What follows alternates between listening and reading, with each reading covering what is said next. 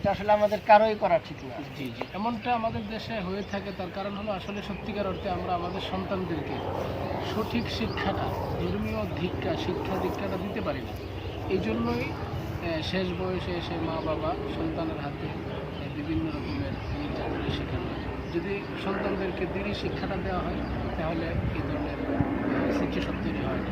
আসলে যে পিতা মাতা না থাকলে কিন্তু আমরাই তো দুনিয়া দেখতাম না। অবশ্যই তাদের মাধ্যমেই তো আমরা তাদের মাধ্যমে আমরা আসলে এই দুনিয়াতে আসছি। এই জন্য আমাদের সবারই উচিত হলো মা বাবাকে শ্রদ্ধা করা, সর্বোচ্চ ভালোবাসা দিয়ে তারা আমাদেরকে যেভাবে বড় করেছেন সেইভাবে আমরা তাদেরকে ভালোবাসা দিয়ে শেষ পর্যন্ত বিলাল ভাই, আসলে আপনার কথা শুনে আমার অনেক ভালো লাগলো।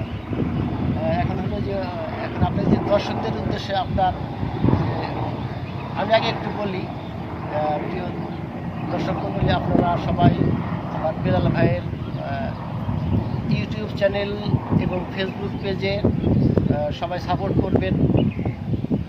আরেকবার যদি ভাই আপনার চ্যানেল দুইটার নাম বলেন আর কি। ফেসবুকেরটার নাম হলো মোহাম্মদ শেখ বেলাল হোসেন, আর ইউটিউবেরটার নাম হলো বেলাল শান্তি। বেলাল শান্তি। সবাই বেলাল ভাইয়ের সাপোর্ট করবেন, লাইক কমেন্টস করবেন।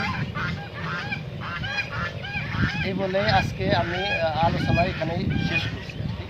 সবাইকে অনেক অনেক ধন্যবাদ।